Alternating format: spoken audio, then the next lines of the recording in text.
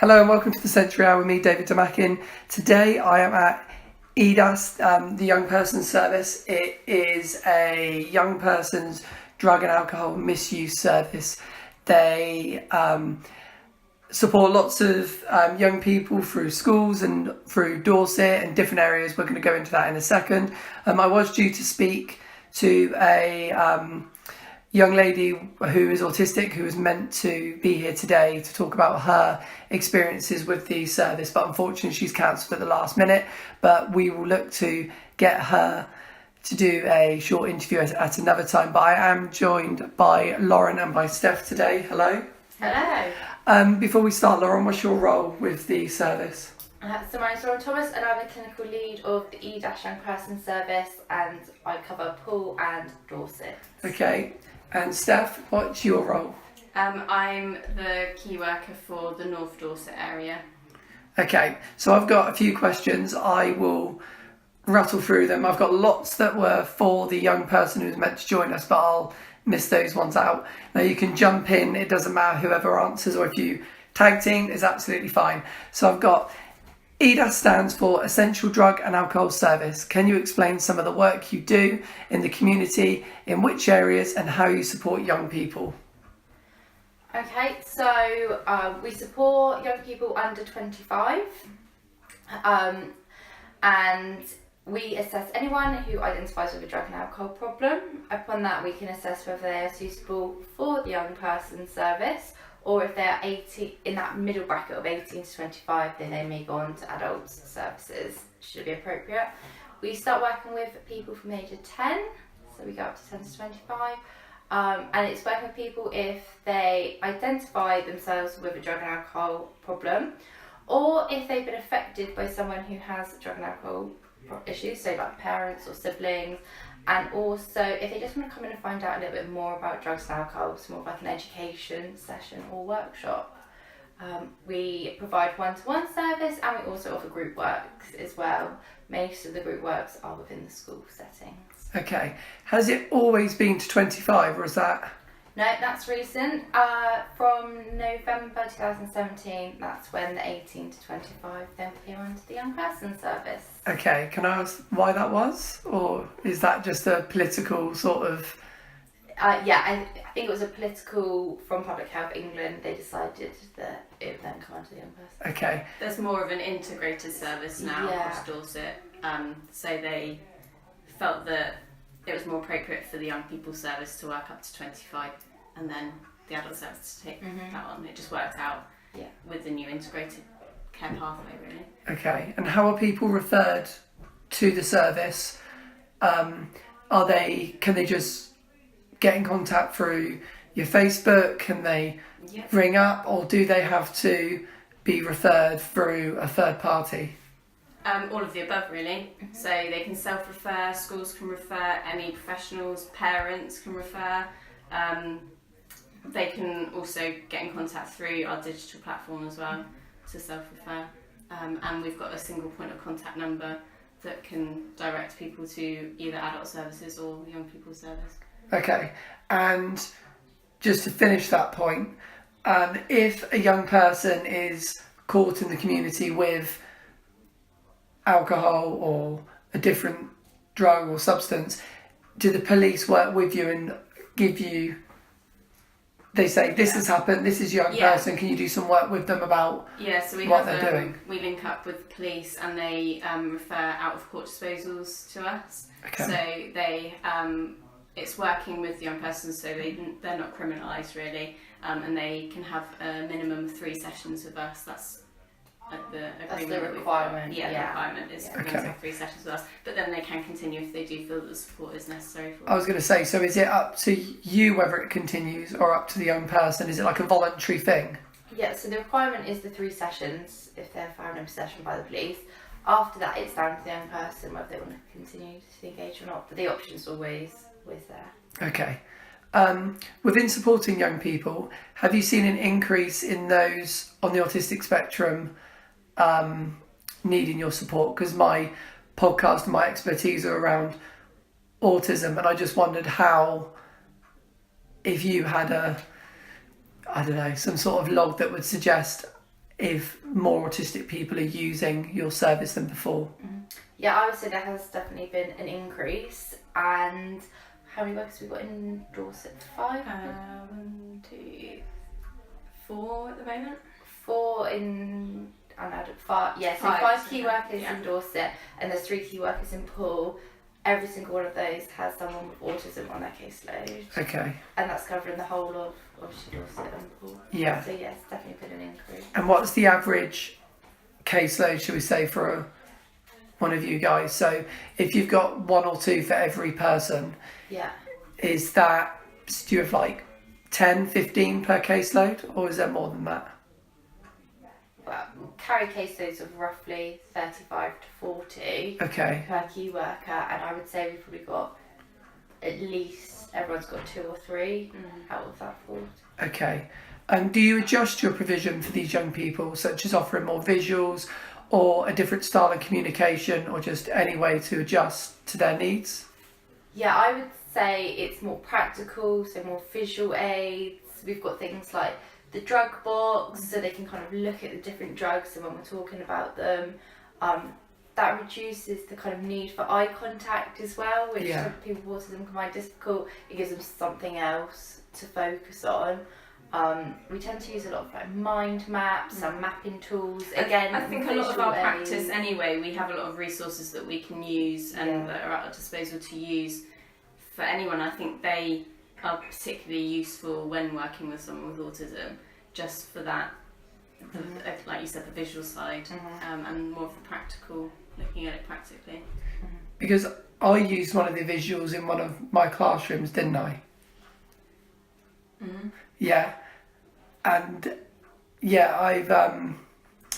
I've been using some of the visuals that you've been having on like your websites and things like that. I've been taking them off for my science and health lessons for PSE for different examples. So you point in the direction of places like Frank and places like that, and that's really helpful for my students because it doesn't only just give you lots of lists, it actually gives you the pictures and it gives you certain feelings as well around when you use it. So there's one that I use for my students which is really powerful about cocaine, because I've got one student that's fixated on cocaine, never taken it, never wants to go near it, but it just seems to be something in his head that he's really fascinated by it. And I spoke through that now you can correct me if I'm wrong because I'm not an expert at all, but with cocaine it's a very short burst of high, but then the depressive part afterwards can be very severe and last for an extremely long time. So I was able to weigh up the pros and cons with using that particular drug. So I don't know what my point was with that, but is that sort of the case? Was I correct in the way that I taught that, or? Well, definitely looking at resources like Frank, like they go through different things like the appearance of it, so it will show pictures, any street names as well, because that's quite a big thing. In different, one town over, a substance could be called something different, which can be quite confusing for us. And it has like information on the law and the effects of it as well. So yeah, it's a good resource to use. Another good ones are Mousetrap as well. I can send you the link, and then there's different mice, and then you kind of say, okay, this mice, then put that mice on heroin, and then it visually shows you like the mice on heroin and the effects. And again, it's quite popular. Yeah, it's popular, and it's very visual as well. Okay, it's really good. I like it. So it's a favourite. Yeah, it is a favourite. Yeah. When working with young people on the autistic spectrum that are using drugs or alcohol, and maybe there's symptoms of underlying mental health problems as well, which of the above do you look to support with the young person first, as it can be a cycle of events that are all sort of intertwined? So what would you look to support with first? Is it the misuse or the mental health, or do you go from... It's a bit different of what came first, the chicken or the egg, really. because it can all be intertwined. I think for us, we are a substance misuse service, so that's our initial focus. And then from getting that engagement and the assessment and working with the young people, we can look for then further referrals, ongoing referrals. So if that young person needs referral to CAMS or the learning disabilities team, and then we can kind of work together with other professionals. Okay, that sounds really good. So you're focusing on your areas of expertise, and you're not necessarily needing to do lots of other roles. You can sort of focus on your own role. But I suppose when you're first going in and assessing the young person, you might do a little bit of everything just to... it's assessing the needs. So we'll assess like any sexual health needs as well, any learning difficulties, any mental health needs, and then from that assessment we can then discuss with the young person whether they want support with any of those areas. Ongoing. I mean, everyone specialises in their own little niche, and actually if we look into too much other where lines can get blurred, and actually this is what we're here for. We're here to assess and support you. Actually, if you need ongoing support, then we're signposted to the relevant agencies. Yeah. And how quick is it for the other agencies to get involved? Just on an average scale, is it quite a quick process that you can get in contact with a certain company and say, or agency, and say, this person needs this support? Is it almost immediately, or is there a long process for them to, or is there somewhere in the middle? I think that the referral process can be done quite quickly, and depending on that service, it will depend on their like waiting lists and times, and that can take a little bit longer. But the initial contact can be really quick, especially if we've in our areas we've got our own local contacts that we can go to and have that chat about that young person with their consent, and just see whether that support is going to be appropriate for them. So that sort of networking liaison can be quite quick. We can email, we can give them a ring if we know who that local contact is. And also I suppose that you see a lot of the young people in schools as well, so that the schools can also do some work around if there's some mental health issues or other issues, like you said. The schools would be aware of that anyway, would they? And the schools could put something in place, because the thing that I didn't say at the top is that it's the work that you do with the young person is confidential, isn't it? You don't pass on to anyone else or parents. It's all confidential between you and the client. And that's what Steph just said. As long as we've got consent from the young person to speak to the other services, and that is what we obtain at the assessment stage as well. We'll go through the consent form with them and confidentiality statement, and just make them aware of sort of our policy on it, really. Now, some people that are listening to this might be a bit shocked that it's confidential. Because I work in a school, and everything that I do, I have to log, I have to pass on up a chain. If there's any worries or anything, I have to put it all onto a system immediately.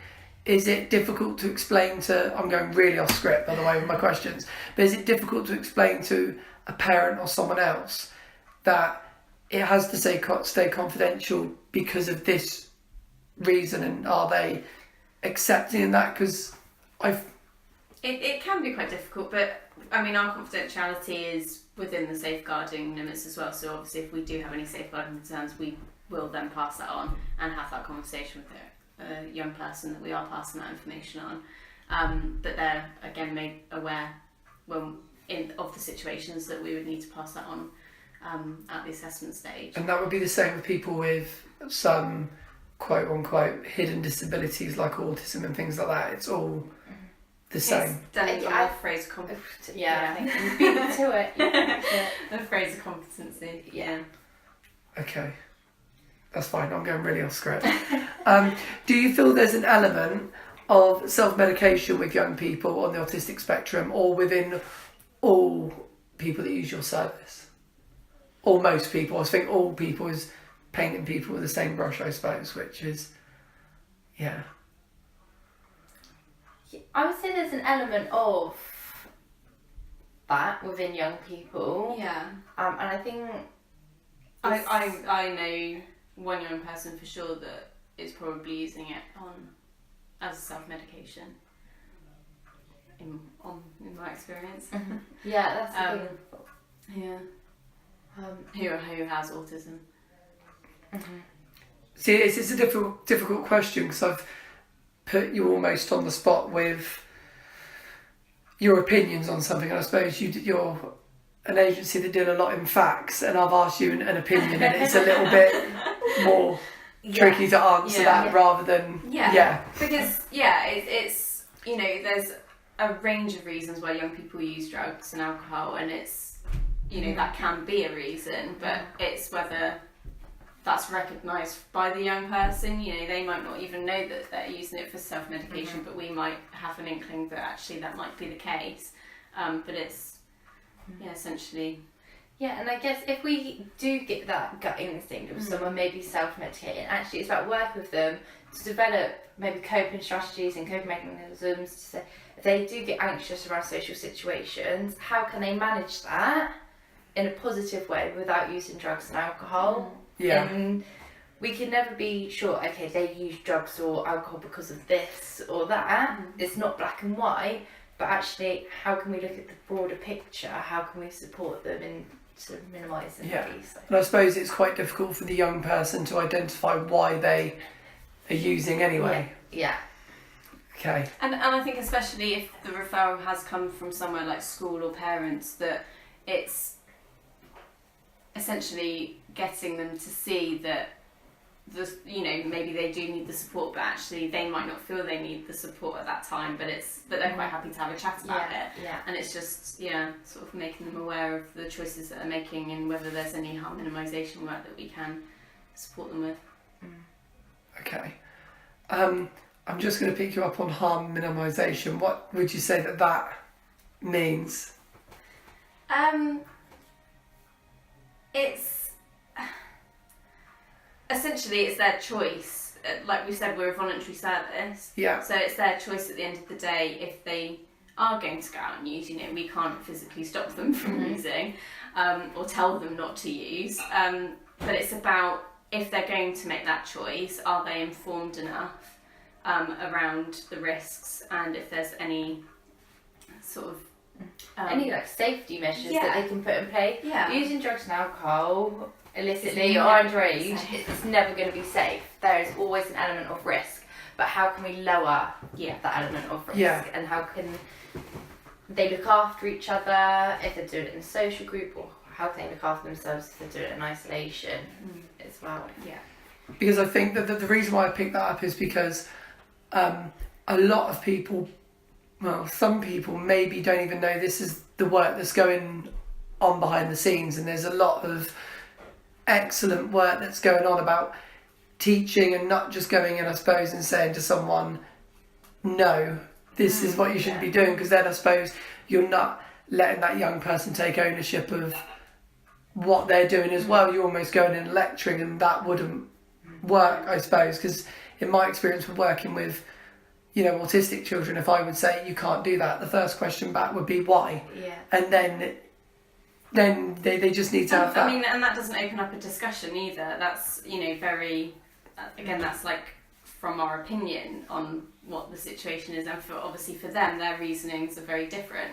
So me personally, I always go into a session initially and say, just because you're talking to me doesn't mean you need to stop everything you're doing right now. It's about whether, and then explain, around the harm minimisation, and just it's for them to know that they've got a safe place to talk about a subject that is quite difficult to open up about. Yeah, and I think drugs and alcohol, just its name in itself is quite stigmatised, and it's kind of quite seen as a negative, bad thing. And actually, no, we're not here to tell you off and criticise you. Actually, it's about educating you and informing you, and actually we are here to support you. We're not here as kind of to have a go or punishment and things like that. No, that makes sense, because I suppose if there's different approaches to different children and young people that you speak to, and I suppose that educating them in a way that, like you said, there's no safe way of taking drugs and alcohol, but if you can minimise the risks, then actually you've got, I suppose, a starting point, and then you can build on where you've Yeah, definitely. And I think some young people, because their backgrounds might be a bit complicated as well, they may have other professionals involved with them as well who may be having that view with them and sort of having that sort of harsh view with them. So I think it's quite refreshing for them sometimes to be able to just openly discuss. It's almost safe place, safe person. I can discuss it and do you work with any other agencies that support your staff in training? The one training I'm thinking of is obviously autism training, because that's my speciality. Did you get staff that come in and train your workers? Actually, we do. I've recently been on it. EDAS actually have a training department, and at the moment there is a course on an introduction course on what is autism. So I've gone on to that and actually found some very useful tips which I've passed on and are actually having a positive effect with someone with autism at the moment. So I find that, you know, for one morning, that's had a real positive effect on something that was quite a complicated situation for a young person I was working with, and that's worked really well. Yeah, no, I would second that, especially in autism. We've got links with skills and learning. Yeah. Is that where you? No, okay. It was our training department, but they actually had links with the National Autistic Society, who gave lots of information and resources to her to put on the training as well, which is really useful. Yeah, so again, the lady who works in our training department's got links with skills and learning in the a morning as well, kind of about autism and the effects and how to manage it and look for it and things like that, which is really good. But yeah, we do have other outside agencies as well. We've got a links CAMS worker, so mental health team, and she's coming in and doing workshops with us throughout the summer, so that's something kind of we're looking forward to. Yeah. Again, looking at self-esteem, she'll look at us, self-harm and again, anxiety. Yeah, that's a big one. Yeah. So I suppose it'll be really such a positive for you guys, because I suppose you're all off doing your own things in different parts of Dorset and out and about, that it gives you a chance to come together and share experiences and share strategies and just be able to all learn together, I suppose, and then take that into your own practices. I suppose that's the idea behind the training. Yeah, and I think that's the really important part of our kind of weekly team meetings, is that all of the key workers are outreach and they are spread quite widely across Dorset and Poole, and actually on a Monday we can come together and share our experience and share our learning. If anyone's been on training or picked up on any new skills and learning, we can come back and feed that back and share it, and then we can kind of all take it back out again and come back and review and see how it's all gone. Yeah, no, that's really good. I think that one of the things that I miss about doing training is that in schools it's very much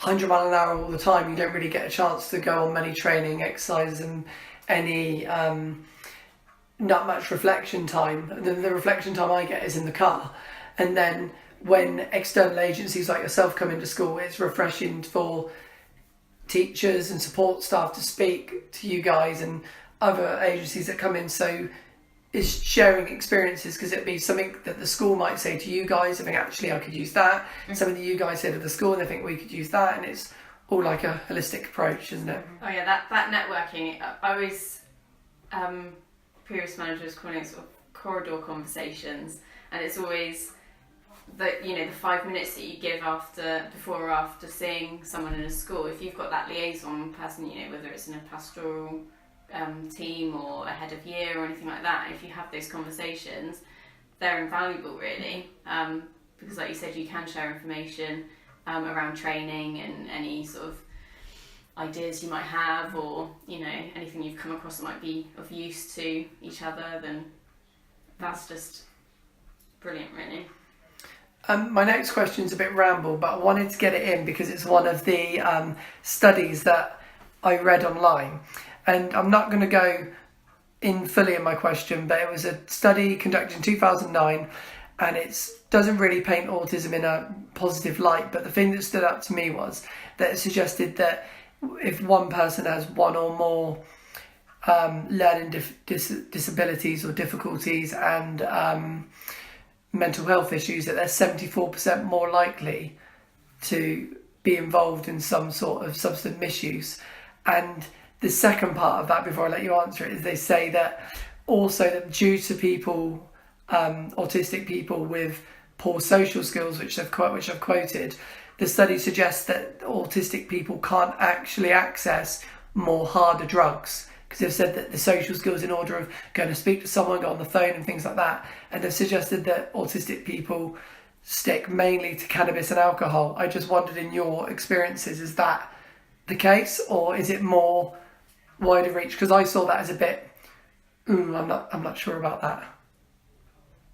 The first half of the question, I'm not sure around the study. Yeah. I'm not sure exactly where the statistics are in our service. The second part, I would say I quite strongly disagree with. Yeah, I would strongly disagree with that as well. Can't see us from our experiences. Nodding her head as well in agreement. Yeah, I would disagree. I think people with learning difficulties, learning disabilities, they're so vulnerable. They can be so easily exploited around drugs and alcohol. People use them for their money and finances, things like that. I think, just sometimes their environment as well. If they find themselves in, people find themselves in like social housing or communal living arrangements, actually that's where drugs can easily be spread around.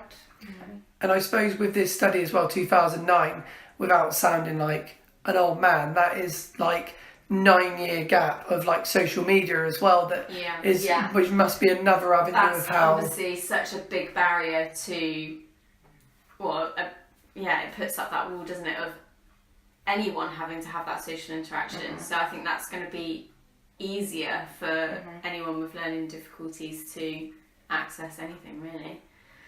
Yeah. But no, in my experience, it's not that. The second part of that, the harder drugs, is not an issue. No. I'm not sure if you'll be able to go into it. You can tell me no, but I just wondered what were the sort of drugs that you guys are experiencing young people taking, because you said work between like 10 and 25-year-olds. Is it just a broad range that you'd say we can't really go into it because there's so many that people use, or is there like 2 or 3 or 4 that come up almost every time? I think it's broad. Yeah. Again, it depends on the area, depends on kind of what trends are kind of going on at the moment, and it does change. I think it's quite interesting at the team meetings. Yeah. How, obviously we're from different areas, so it's there are trends in different areas, isn't there? I would say alcohol and cannabis are always going to be there. Yeah. Cannabis especially is normally kind of quite up there. You've always got those two. And as I say, trends kind of come and go, and at the moment it tends to be kind of ecstasy, MDMA, benzodiazepines, ketamine. Yeah, again, between us, we can probably just start reading off lists, and then before you know it, you've just got a drugs A to Z and not actually specialise. It's basically just get Frank's A to Z. Because I'm very shut off to all of this, really, because of I've worked in special schools and I've recently gone back into a mainstream school, and there's little conversations you hear here and there about drugs, but nothing on a serious level. It's more of things that they might have seen in films, like pop culture things, like music videos. So I'm really shut off to it. So when asking the questions about the certain types of drugs, when it comes to a unit that I have to do on drugs or alcohol, I'm having to go away and research quite a bit, because 9 times out of 10, same with like computer science lessons, things like that, the student knows more than I do, because it wasn't really an issue for me when growing up, because the sort of people that was around and into that, and there's sort of separate groups in society, and I've always shut myself off from that. So I'm not, when asking that, I'm not trying to be pedantic. I honestly don't have a clue about any of it. And the reason why I'm bringing it up is because the early intervention work and the stuff that you're doing must be really invaluable to lots of people, because without going into it again, you can if you want to. Are there quite a high turnover of people that you can see for 3 or 4 sessions and then you don't see them again? Or is it people that dip in and out? Or is it people that you keep on your case for a while because they need a more sustained input? Or again, is it just mixed and I'm being very broad with my questioning? Again, it's sort of all of the above. It just depends on the individual and what kind of support they're looking for, and we're just quite fortunate to be able to offer that kind of range of support, because we've got that sort of intensive support if they need it, if they are struggling, or we've got the sort of our digital platform as well, which is more of a, you know, almost like a safety net for them when they don't need to be seen face to face regularly. So is your digital platform on Facebook? Yes. Yeah, it's on Facebook, Instagram, we've got WhatsApp, Skype, so yeah, we've kind of got them across the board. Yeah. Do you find there are certain young people that prefer to speak through Facebook and things like that than seeing you in person? Or, because how long has the Facebook and Instagram thing been going for? Oh, a couple of years. Yeah, it has been a couple of years. Interestingly, we had a young inspection that came up and looked into our digital support and the support that we offer, and I was personally shocked. I was shocked as well. The young people actually fed back they preferred the face-to-face contact more than the digital support, and actually requested more face-to-face contact. I was really shocked at that. I And we were thought just they like- would go, yeah, love the idea of digital, don't have to go and meet anyone, you know, I'm on my phone anyway, so I can sort of kind of talk to people. But no, I think it's almost around the trust thing. It was the confidentiality thing, Yeah. not knowing who was going to be reading it or looking at it on Skype, who would walk into the room from their room or with us as well. Which I think is quite a good display of internet safety. Like they obviously are quite clued in on the whole, you know, who are you talking to, where's that information going. So in this day and age, it's actually quite good that they have that. And I suppose it highlights the good work that you do, that they'd rather sit down with you guys rather than doing it over Facebook and social media and stuff. Well, who would want to sit down and talk to us? Yeah. I've got lastly on this question, I've gone really off script, which I'm going to apologise for at the end. But in your professional opinion, what can be done to support all young people to prevent them from taking these substances?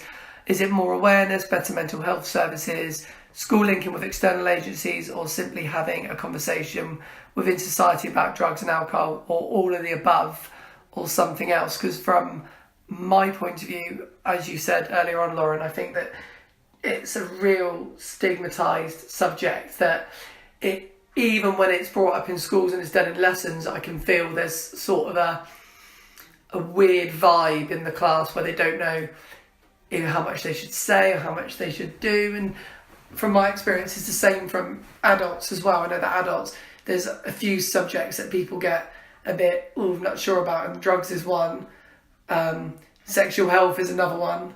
And it's just, I suppose that if there was more of a conversation in society about being accepting around, I don't know, well, one thing I saw on the news literally as just before I was arriving here is there's a big thing about drugs being tested at festivals, and I was reading on my Twitter feed, there's one thing I was reading on my Twitter feed where there was lots of people, and Channel 4 did like a 4-minute clip on it on their Twitter, where it talks about, is it In the Loop? Yeah, In the Loop, that's where In the Loop we're testing them, and then all it would take, what I like to do is read the first 5 comments, and there's 3 or 4 that are for it, and then 2 or 3 that are straight away saying, well, doesn't this just promote more drug use? And it's one of those that if you don't know what's going on, then you don't know how to react to it. Yeah, I think a big thing is the education side. Yeah. Like you said, if you don't know about it, then you don't know about it. And do you guys go into schools as well? Yes, I would say we do go into schools, and actually at the moment a lot of our work within schools is kind of on a one-to-one basis. Maybe someone from the pastoral team's got concerns about a young person, and we go in and do that. But actually I think from our point of view, we would like to kind of go in and actually open up that awareness and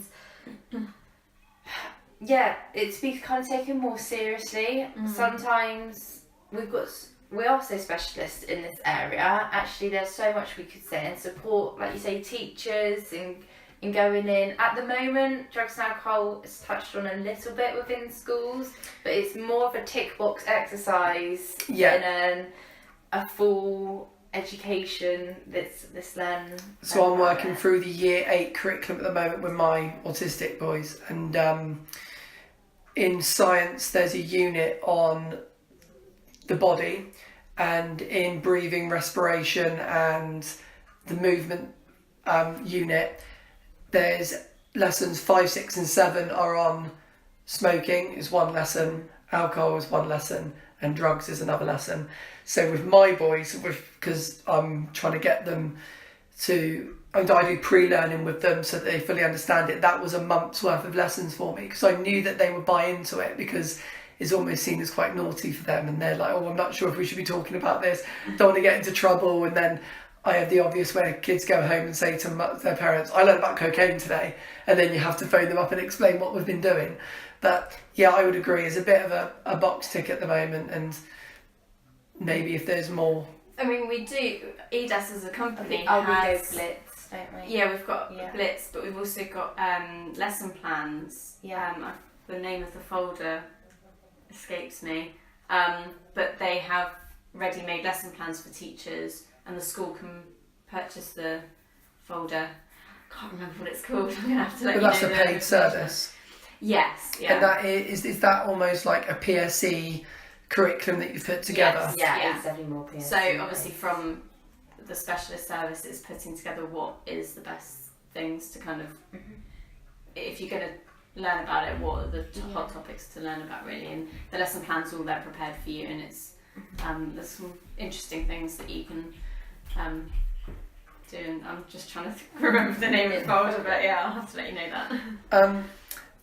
Before I completely finish, and I apologise for going off script loads, one of the things that caught my eye when going through the website this morning was you have your own cafe. Is it called Serenity? Yes. So how does the cafe work? Because you're a charity, is that right? Yeah. So you've purchased a cafe, and how does that work?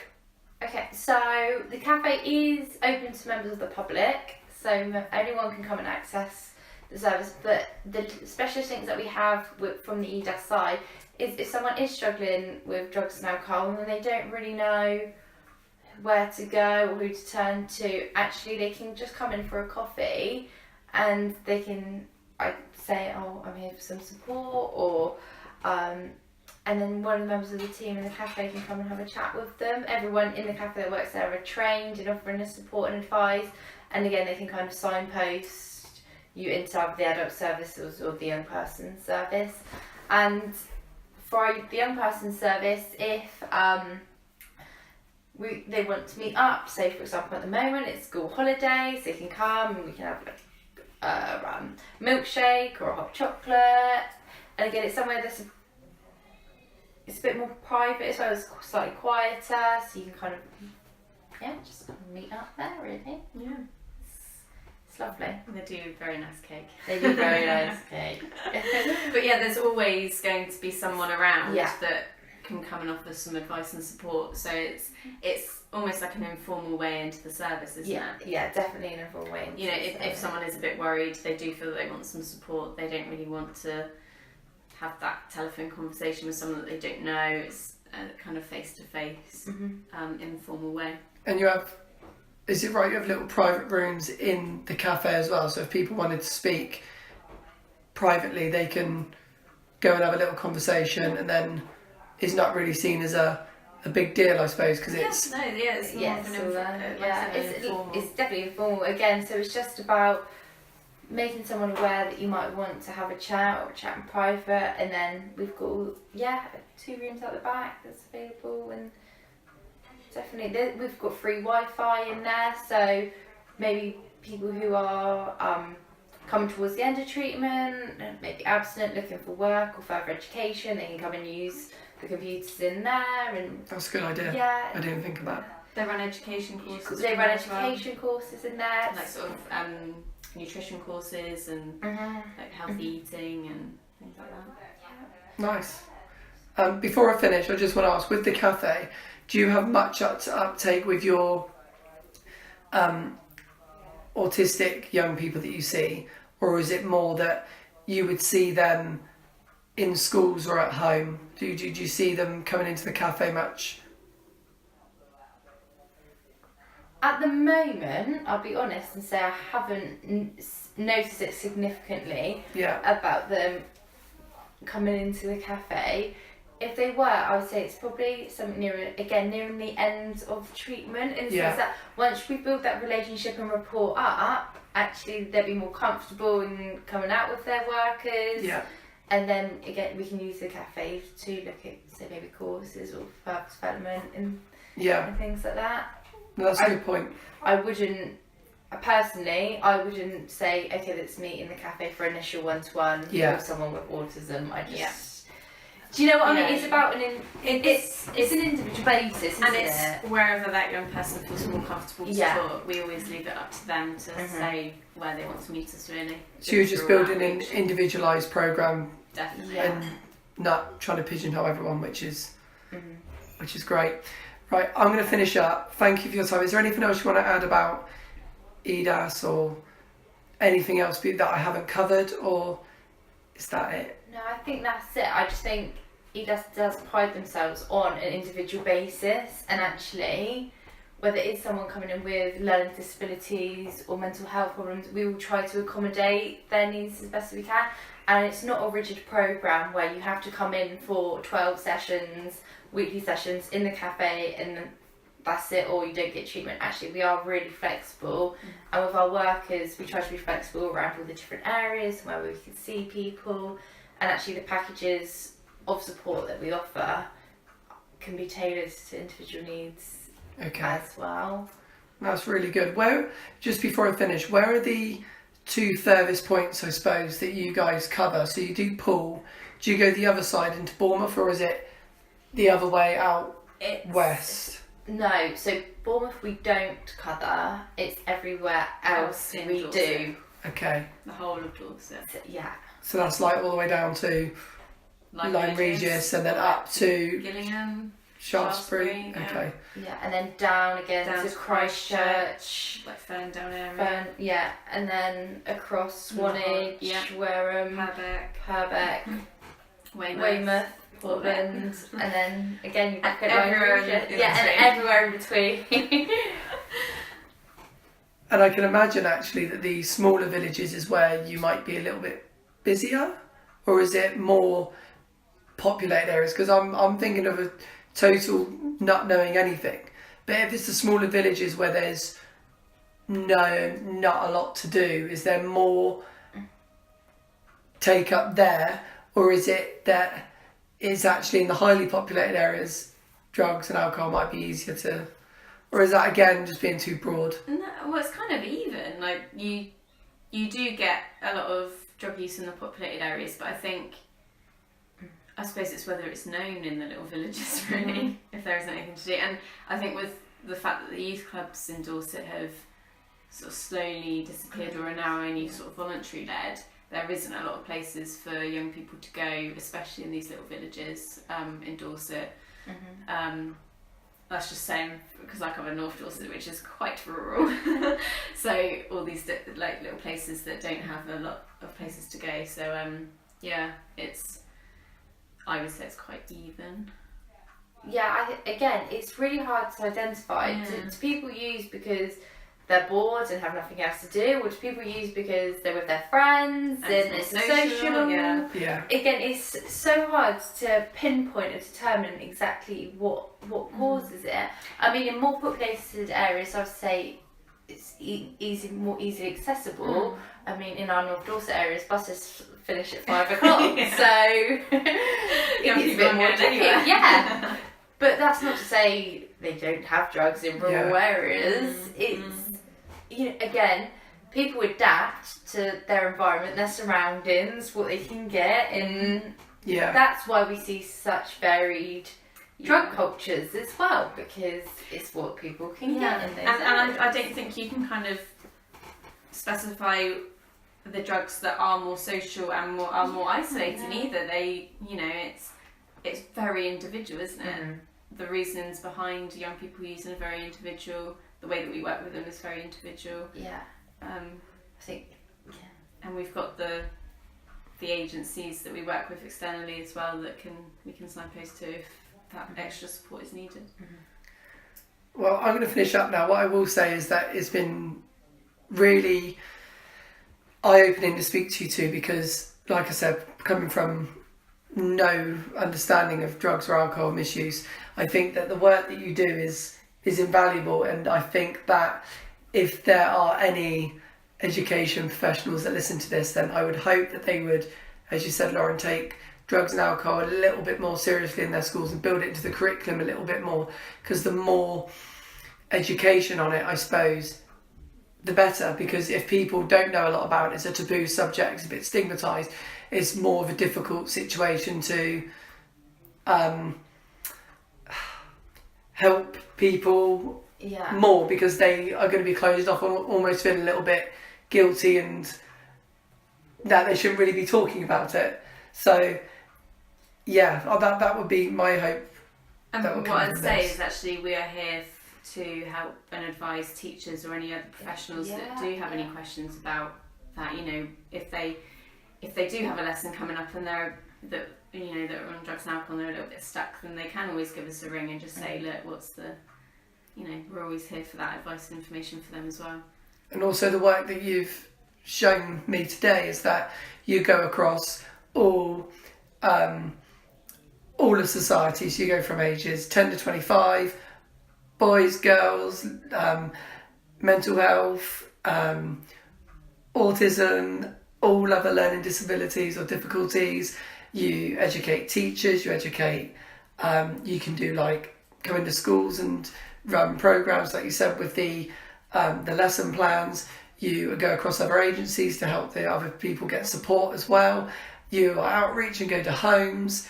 You go to lots of different places in society and community, like all of these youth centres as well. So it's not like you're a closed off service, because with Facebook and Instagram as well, and you're really easily accessible. So really it's up to other people to use the things that you're providing and take it a bit more seriously. We're here for anyone, really. Anyone that's in Dorset. And again, like I said, it's not just you have to be using drugs and alcohol to access service. Actually, if you do just want a bit of education, we're here for that as well. I think it's not about being an ostrich and burying your head in the sand. Actually, drugs and alcohol are being used. Let's acknowledge that, and let's do the best we can to support young people.